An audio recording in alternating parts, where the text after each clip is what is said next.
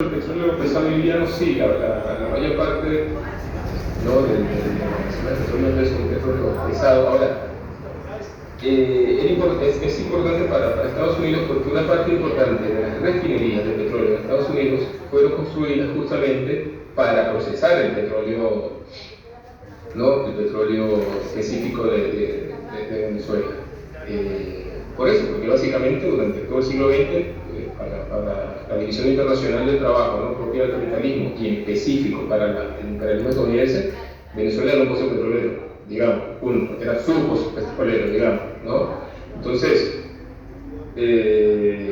eso, buena parte de sus refinerías fueron construidas para poder procesar el petróleo venezolano, ¿no? Por supuesto, Venezuela tiene sus refinerías, ¿no? Tiene sus propias refinerías para procesar. Y parte también de la parte de las refinerías en China procesan también el petróleo, ese tipo específico de petróleo venezolano.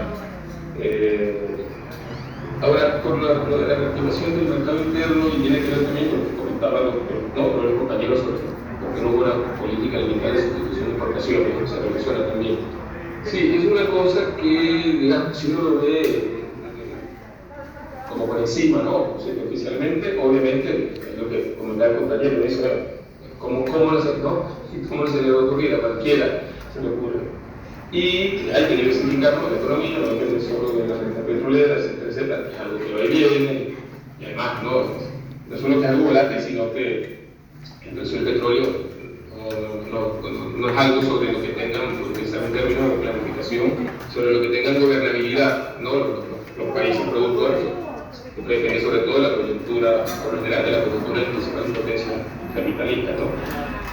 Y de hecho nuestro país también es así. Es decir, que me refiero, desde los tempranos años 30 del siglo pasado, aquí se hizo famosa una frase de un intelectual burgués, un intelectual burgués, pero seguiríamos con 4 dedos de frente, obviamente con cosas elementales, que él decía, bueno, Venezuela hay que sembrar el petróleo, decía un tipo, ¿no?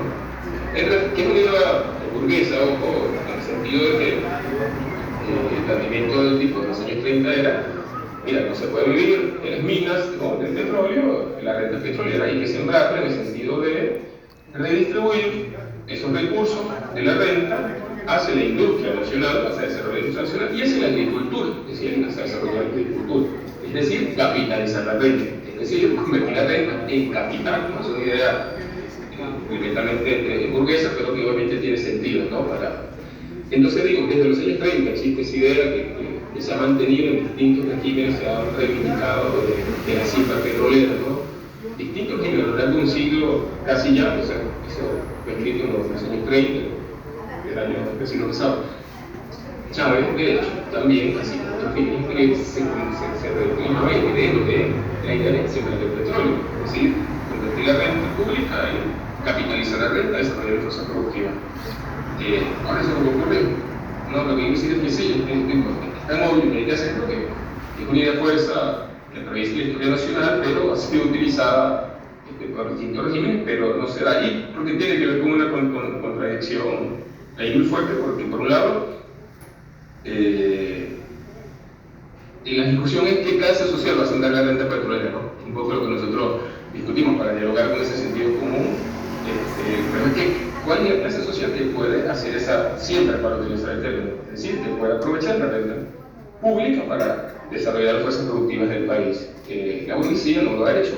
No lo ha hecho, por un lado, porque está la imposición no propia de la inserción dependiente, ¿no? Repito, como tiene, que le otorga el país, el papel al país, perdón, de ser productor de materias primas y comprador de las industrias, de las principales potencias, en especial de las industrias estadounidenses. Eso estuvo plasmado a lo largo del XIX, incluso en tratados comerciales, que garantizaban que la industria estadounidense iba a tener preferencia o iba a tener condiciones favorables para entrar en el país en contra de la propia industria capitalista local, ¿no?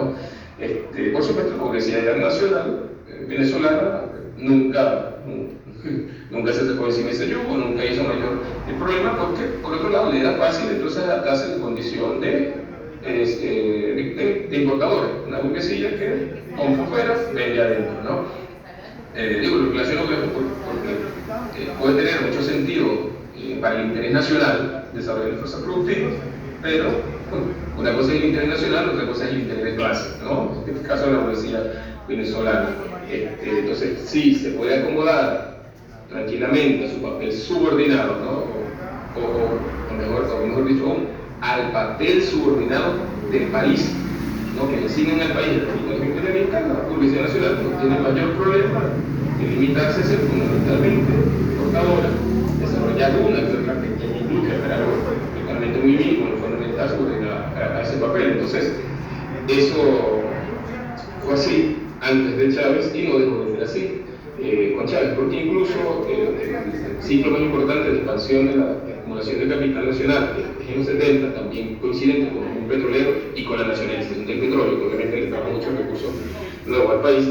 Al final de los 70 también ese boom relativa y poca industrialización del país se chocaba también con estas mismas imposiciones, donde por ejemplo el principal desarrollo de la industria nacional, que fue por ejemplo el sector automotriz y el sector ensamblador de electrodomésticos, en realidad solo eran parte de la misma cadena de valor de los capitales imperialistas, porque la llamada industrialización se limitó a ser ensambladores de vehículos o de productos vendidos de China o de Estados Unidos, porque además en algunos casos, por lo menos los automotrices tenían la idea justamente para integrar y llegar mejor al mercado suramericano y instalar, por ejemplo, ensambladoras en esta parte de Sudamérica. Y cuando fue difícil seguir reproduciendo, cuando el ciclo de acumulación tuvo problemas en el año 70, que optó la Universidad Nacional por el fenómeno de la fuga de capitales, ¿no? O sea, recién en los 70 aparece en el país ese fenómeno relativamente nuevo, que es la fuga de capitales. Todo eso se repitió con Chávez, ese es el punto. Todo eso se repitió, es decir, con el boom petrolero, a pesar de que, insisto, en el papel, en el discurso, en los planteamientos del gobierno de Chávez, en los documentos del gobierno, estaba planteado que había que diversificar la economía, que había que dejar de depender de la renta petrolera, que para hacer esto, si lo seguías pensando, eso, que vas a conseguir algún sector burgués que se vuelva productivo, que de repente se vuelva más nacionalista y que pese más en ellos el interés nacional, que es su interés de clase, su interés de lucro, te vas a seguir dando contra la pared, y es lo que pasó a Chávez, porque ciertamente era, si se quiere, el mejor ofrecimiento de un proyecto político que le pudieran hacer a la Policía Nacional, el que les hacía Chávez, porque el tipo que les decía, primero, garantizaba que era un gobierno que se estaba regateando la renta petrolera con el imperialismo, ¿no? Es decir, mira, recursos van a tener, ustedes burgueses venezolanos, si quieren, recursos van a tener, y de hecho los tuvieron.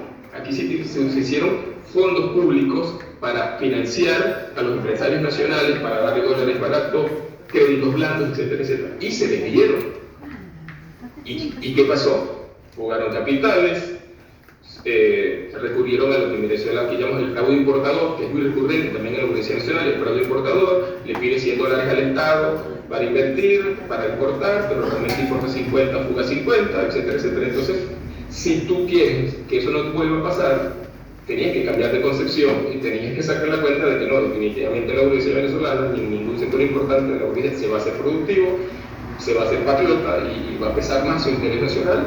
No es la burguesía venezolana a la que tengo que darle la plata, no es la burguesía que tengo que darle los dólares, y tendrías que ir a nacionalizar la economía, conjunto de la economía.